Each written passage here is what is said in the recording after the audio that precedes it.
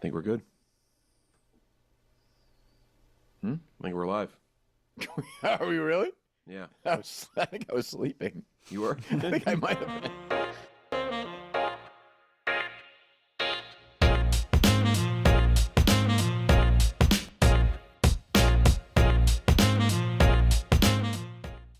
I'm joined now by my brother-in-arms, my good friend, Mark Tice. It's a fact. It's What a an fact. insane turn of events It's a fact. that Kirk and I have become. Yeah, I mean, you spend enough time in the trenches with another man. It's war, man. That's what happens. And that's We've come out, I believe it combined just under 2,000 free throws made. Yeah, just under 1,000. I think you had just over 1,000, right? yeah. I think that was the final count. Was It was. So if you're watching this, if you don't know, we did this stream. We talked about it. I guess we didn't, because I've been off since Friday, so I couldn't announce the DraftKings stuff or anything. I can talk about it now, Coleman. Actually, you want to Should I not move talk about on? that? You want to move on? No, you're good. So for that, we did this. We had to make 41 free throws as a unit to match the NBA record for 18 on individuals. So yeah, we started at 4 o'clock yesterday afternoon, yeah. and we finished about 45 minutes ago. I don't even Yeah. know. It was Maybe a little almost less. 16 hours total. Yeah. I think. And it was fucking brutal. And it wasn't even fun. It was fun when it was over. We got to celebrate, but it was a joyless experience, pretty much. Like, if you're going to do the winners and losers list, my winners list, definitely Titus. Not counting the ringers. If I'll do my winners and losers list, Titus for sure. Me, Yeah, I'd put you on there Yeah. for sure. Yeah. PFT and Che for sure. Team Oh guys. my God, Like, they rebounded PFT for... didn't even shoot once. He No. was rebound. He stayed. First Is of that all, right? Che, He didn't Che shoot one was a single shooter. free throw. Che was a shooter. And Not- then he said he knew that he was kind of part of the original kind of core we had. like, my calling is to rebound. The kind of like Nicky was part of it, then he faded away. Big T was like considered the second best shooter on the team, and like I only took a shot today. Very in Like his after own midnight. head. Very, very much in his own head. You can Yeah, see it. he was rattled bad. Yeah, My other it was loser is sad my to see. good friend Rico Bosco, who put together a horrific performance, like fake jokes, like pretending to be upset. I don't know what was going. He was mad that he wasn't playing more. The chat is very big on a huge screen. yeah. He did not like the chat going after him. Yeah. Which they did for 16 hours. But they went after me after Brandon and I had our thing. Like they went after me for who Yeah. cares? What does it matter? I don't know. It doesn't matter. Who knows? And I totally overreacted with Brandon. I told him that. Like it was like 2:30 in the morning. I was like, my head was fucking spinning. Which I think is a feature of those streams. I think that's the point of the streams Totally. is Yeah, that they we're get you. supposed to be a little delirious. Yeah, if it and wasn't yell you, at each other. someone was going to blow up. If it Yeah. wasn't you, it was going to be somebody else. I was loopy. I mean, I'm Yeah. loopy right now. I don't know how you Yeah. are, but I'm like, I am fucking Yeah. out of it. But it was like, it was an interesting. I wonder how Jerry would compare it to the other thing. I didn't ask him. Probably better. Yeah. I'm sure. Well, obviously, this is less time. This is less time Right. by like No, it's true. almost a whole 24 hours. Which is interesting because I would have assumed this would take way longer than the whole because we like Jerry just had one shot. We had to do it 41 times. Now the shots we were doing are easier than a hole in one, but it was like we have to string together 41 successful things.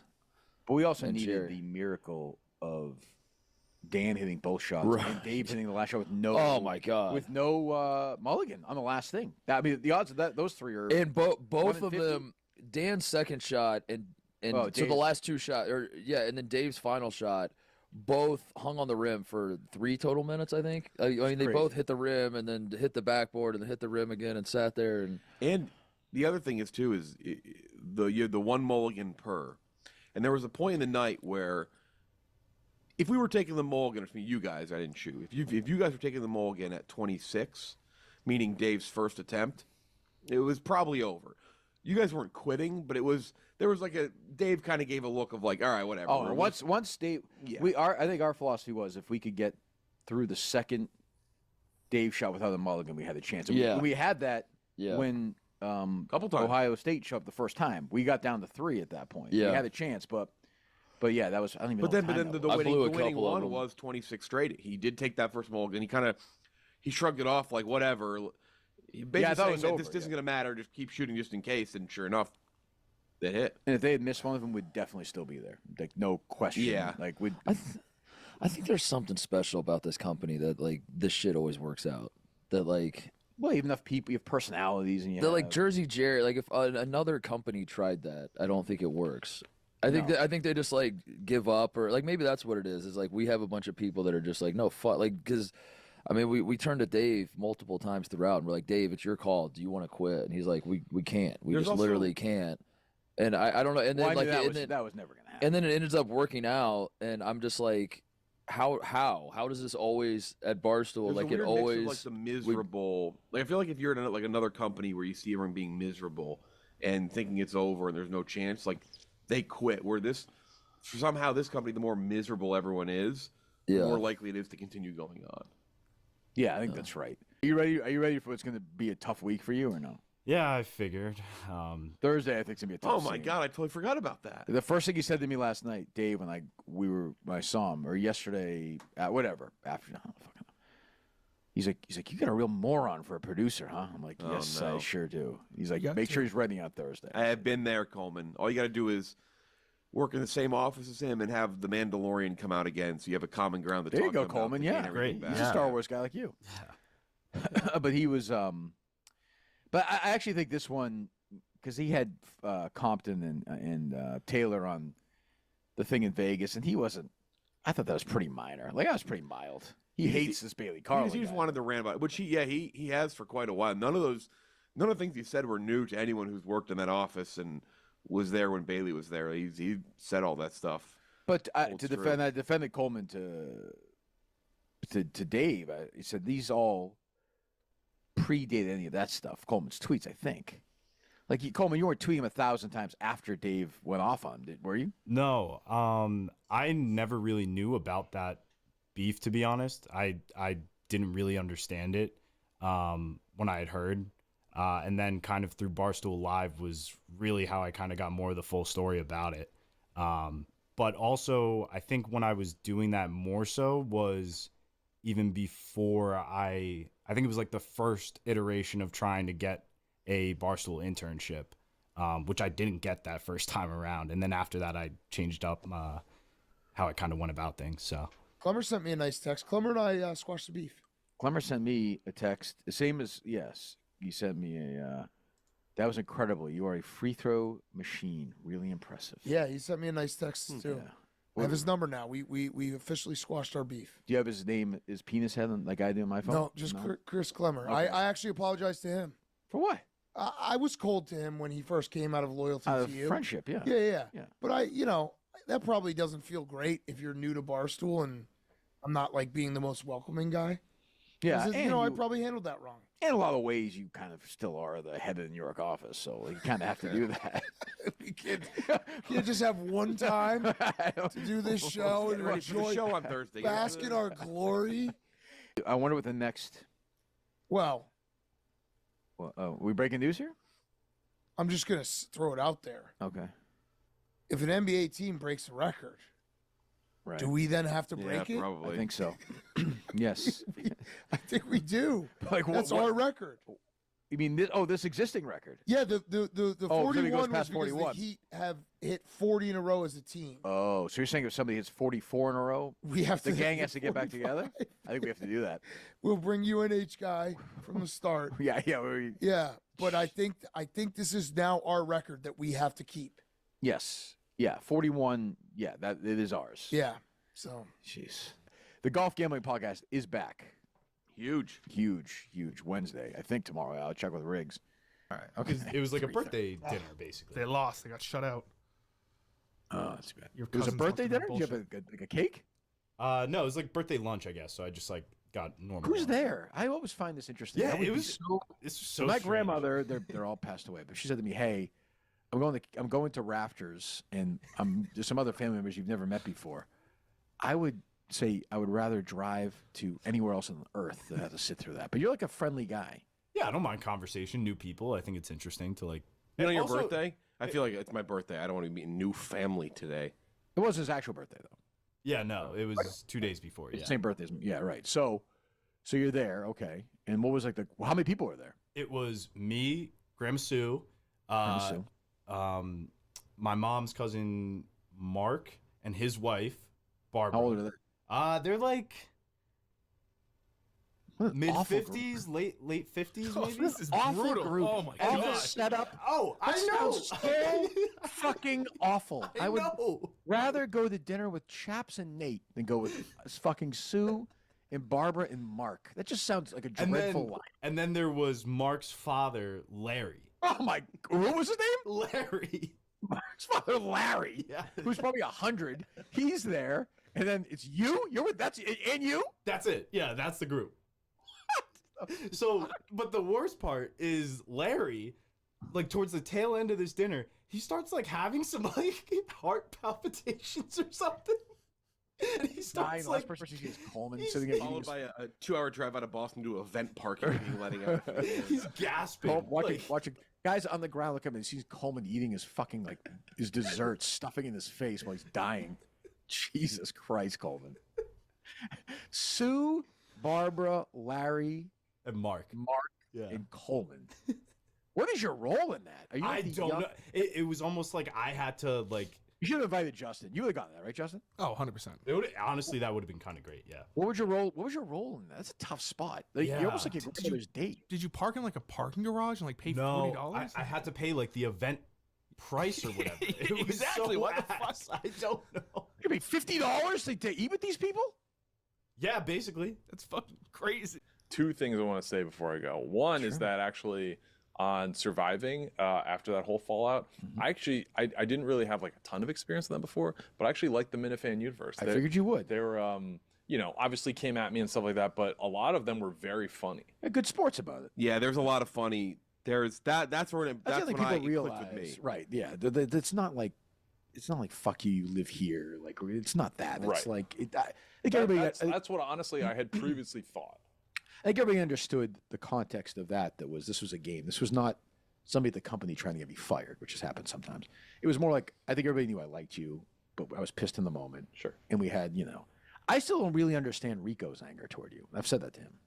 I don't either, and I said that during Still the meeting, it's lingers. 24 hours ago, you're still shitting on him. It was Right, like, like unbelievable. my anger to Che, like legitimately, it's a game, but like he legitimately stabbed me in the back. yes, Like I that. liked your we went face. to dinner the night. Right? Yeah, you just kept lying. We went to dinner the last night, and we stepped out of the Uber.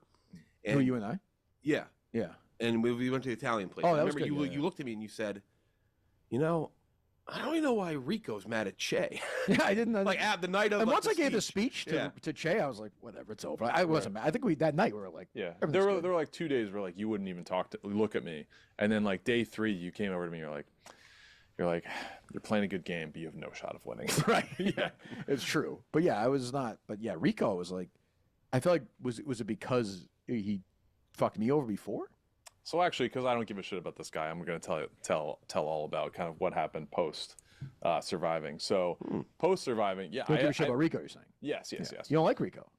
Right now, no, I don't particularly care for him. We Is had this fun- we had lingering fun from night. the surviving? Yeah. I mean, he was still shitting on him last 2 nights ago. He was like, I don't know if Yeah, he was crazy. shitting on you, like you guys made up, and he's just shitting on you, like joking around. No, Shitting on him for very, what? very much not joking around. Who are you for? What though? For I don't he know. hated the passes the other night. He kept talking about One the thing that passes. Rico didn't even step to the line. I don't want to take It was so Che's bad. side over Rico on anything generally, but like Rico cannot criticize Che's effort. Yeah, Like he was sleeping. Che stood there the whole time. Yeah, no. Rico was sleeping. He was snoring. He was doing bits. Oh, don't make me do this. Go ahead. So surviving happens. Obviously I backstab you. Right, I remember There's a situation where you got nipped right before the merge. And Correct. I think it was the last one. yes. Yeah. And a big reason actually why I didn't want to Rico. turn on Kevin and John was because your plan was like, all right, we got Rico on the other side. Well, I'll tell you this: the one thing we did have was we had a merger alliance before that, where it was Compton, Rico, me, Dave before he was eliminated, and somebody else. We had 5.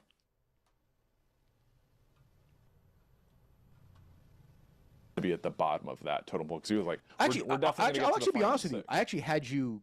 I thought we were together. Like I was like Che and I, or me, you, and Will were a group. Yes. And I think Will actually thought that too. Yes. Yeah. But I think that had we revealed ourselves as a big 3 at that point, We were in like trouble, we had yeah. gotten I sniped. agree. Yeah. So I felt confident that once it got to, you were like, I can definitely get to the final 6, and after that, like, who knows? And at that point, I was like, that deal kind of sucks. Sure. So I'm not gonna, flip on my chance to get to the final 3 for that. Yeah, I get that. But so the surviving thing, or we get to the merger, and my thing is like, Rico kind of blows up and is like, fuck, after you get eliminated. Right. And then, so I obviously know that you guys working together after what you had said, and then, his kind of reaction. So, and I said this part, I think, at Surviving, where me and Jerry are upstairs, and I'm talking to him, I'm having dinner, and, no cameras around. Rico comes up after a shower, and I'm like, so, am I next in your hit list? And he goes, oh, well, anything can happen, whatever. And he just, like, fumbles away. Right. And at that point, I'm like, he didn't say no. Right, So right. I make it a point, I'm like, all right, we need to get Rico. And I, like, called in a favor from, like, Kevin. It's like, all right, let's do Rico, and we'll do whoever you want next. And he's like, all right, fine. So Rico's the play. Rico's obviously lobbying to get me out on the other side. So Rico gets out. We do the final show, and that's just in the game. That's whatever. That's part of playing the Surviving Barstool. At the reunion, he does the speech to me. It's very funny. Very funny. He throws the cheese, calls me a rat, all that stuff. After the taping of that, which is before the winner is revealed, but we wrap the New York taping and then all part our separate ways. I go over to him, camera's off. I was like, hey, man, that was a great speech, really funny. And he, like, shrugs me off, won't shake my hand, won't look at me. I'm like, all right, man, whatever. So I leave. A couple weeks later, he comes to Chicago. And he's sitting up here, and, I'm up here. And I go over to him. I was like, hey, Rico, what's going on? I was like, happy to see you made it here. Post Chicago, good to see you. How you doing? And he's like, and I was like, oh, are we still doing the thing? He's like, oh, the play's not over yet. And I was like, all right. So then, he comes for, whatever advisors or, whatever show they're doing. So I see him a couple weeks later, same thing. I go up to him. I was like, how you doing? He's like, eh. So I'm like, all right. Couple weeks later, same thing. I see him in the hallway. I was like, are we still playing Cops and Robbers? And he was the one guy who, before was like, oh, anything that happens on there, we're playing Cops and Robbers. He would like, say, he kept saying, we'll "That's still true." go to, me and Tommy Smokes, we stabbed him in the back, we'll still go to Chili's on the airport, right? Absolutely not. Biggest liar we got. So, in real life. And so. A scumbag? You could say that. Would you say that? I don't really. He's a friend of mine. I'm not saying. I don't really waste my time worrying about what I think. Rico's a guy I don't fuck with right now.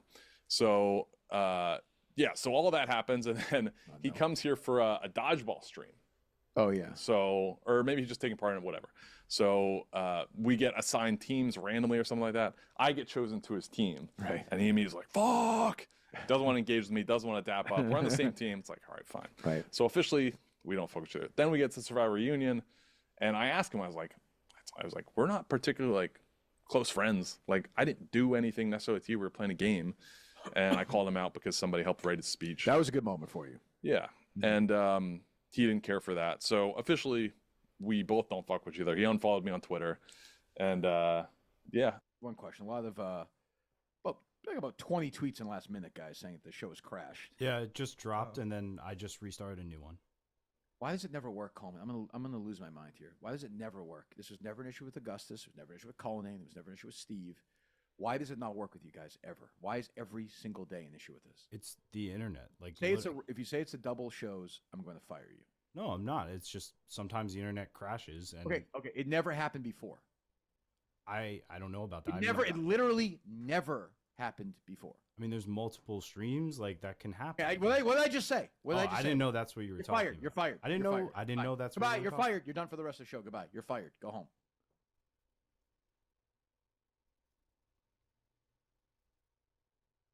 What? Nothing. I mean, I'm just trying to right the ship, and it start never another one. happened before. Why is it always happening now? Question mark. That was a question. That was not a statement. So a statement would end with a period. Okay. Right. That's a question, which ends with a question mark. So now your job is to answer the question effectively. You both have jobs here, so one of you two better answer it effectively. Right. I'll just get two people who can do this. I mean, I'll pay them $50 a show and they can do it. Why is this always happening? We haven't had a stream just like go off or crash. I think it happened once when I was with Gus. And What happened today?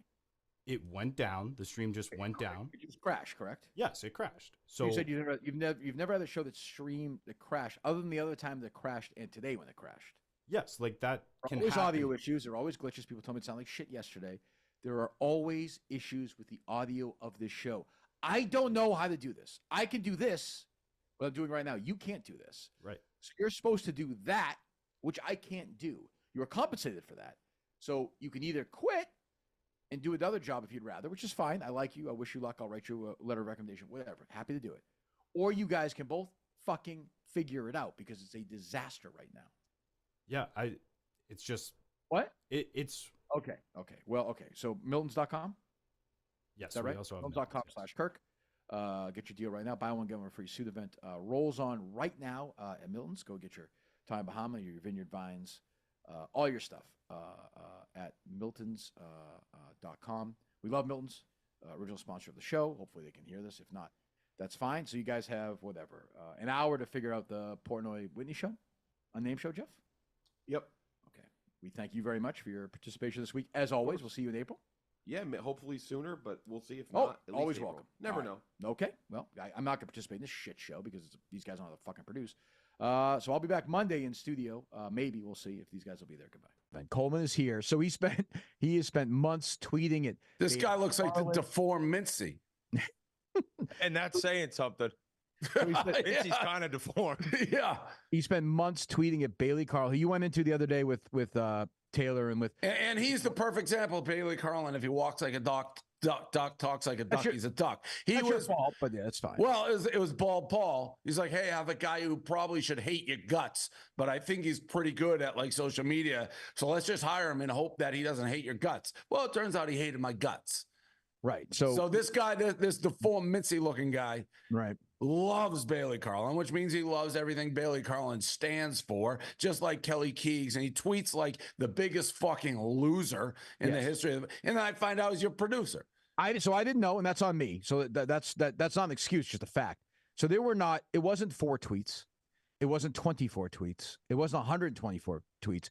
It was hundreds of tweets about how Bailey Carlin is a boss and about he'll ride with him every day and how he's a king and Yaz queen and I'm a Bailey simp and I'm a Bailey boy and I'm a Bailey doggy and all. The way that you talk to your dog, he would talk to Bailey. Bailey Carlin would talk to him. He would call. This is insane. Look at this fucking video. Look at this. And let me say this. I don't care whether you like Bailey or don't like Bailey. The last thing, he is a leader of men. Like, he's not somebody who inspires, like, I want to ride with this guy. He's a fucking clown who has breakdowns every 5 seconds. Well, I mean, let's slow down on the breakdowns. But I mean, look, I've gone 2 years. But so Coleman's here. I hate him. I want to fire him, by the way. He's fucked up the show today. I hate him.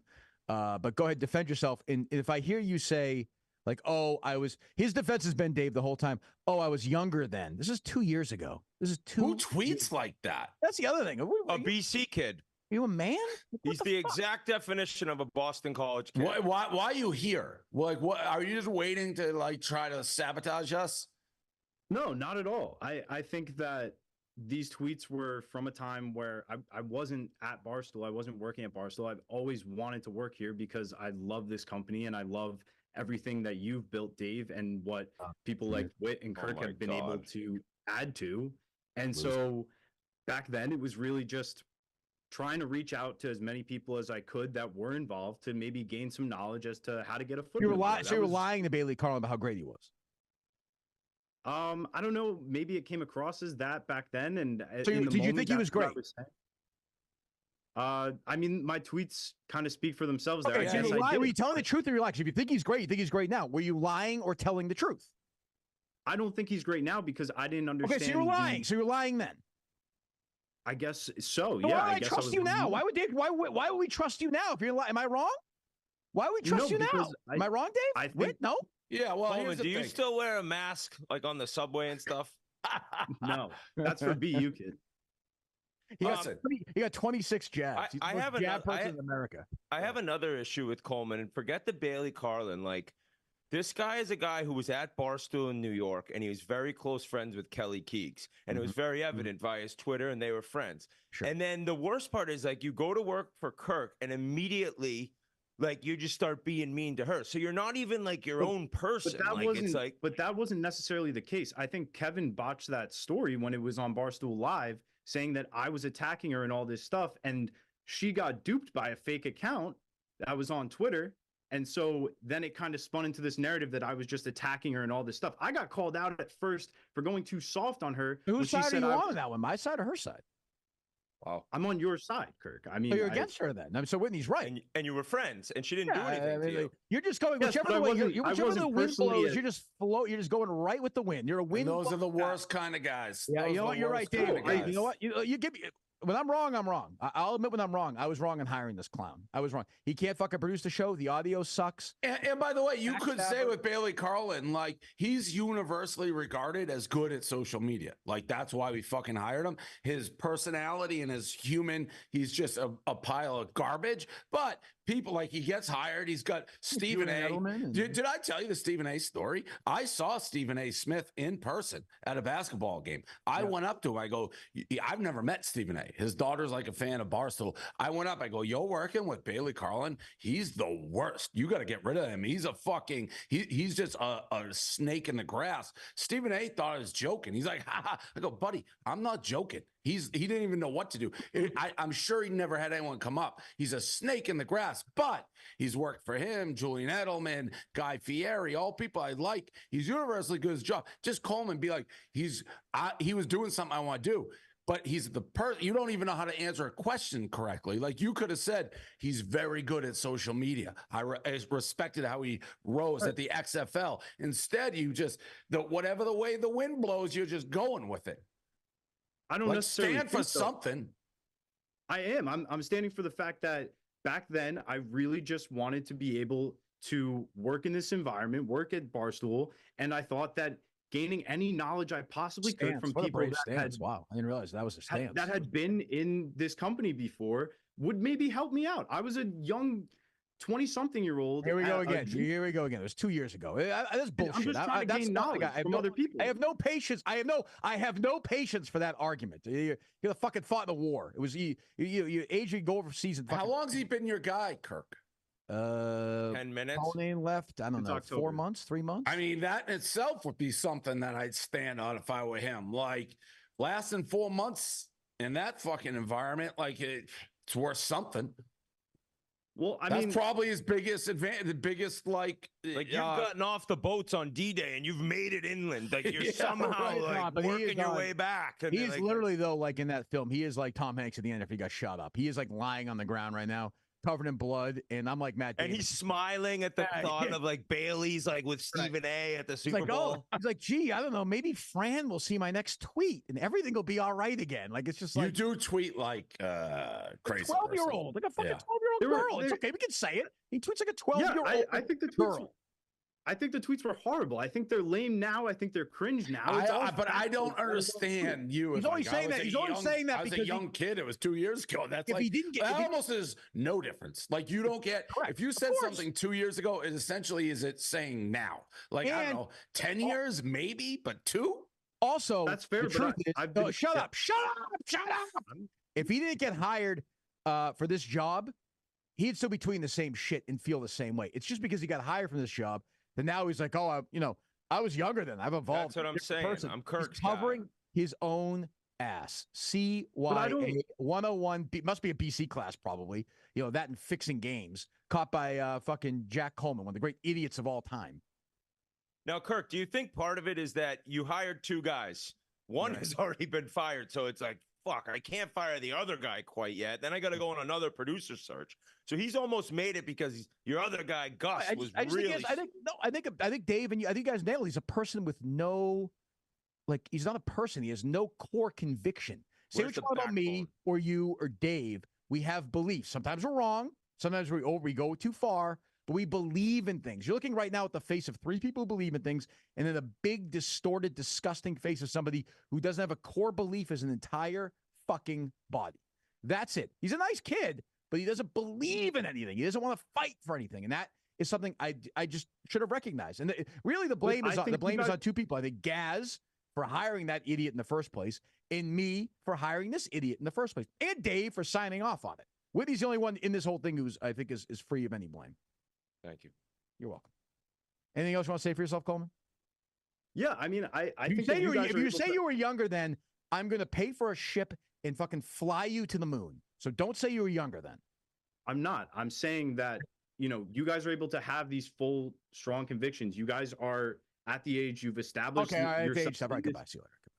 I'm saying you already established know. yourself. Goodbye. I want to hear your convictions. voice. I want to hear your voice. I don't want to hear your voice. Goodbye. Watch, wake up with Coleman. Okay. Jesus Christ. Anyway, I don't know. I mean, I'm not going to fire him. Yeah, I mean, he's made it 4 months. I guess that's good. And I'm not actually going to hold anybody responsible for like tweets that they did before but it's just cringy the way he tweeted. It's like, whatever. It's a lot of people like Bailey or whatever it may be. You do what you do. You tweet how you tweet. It's just wildly cringy to tweet at somebody like 9,000 times.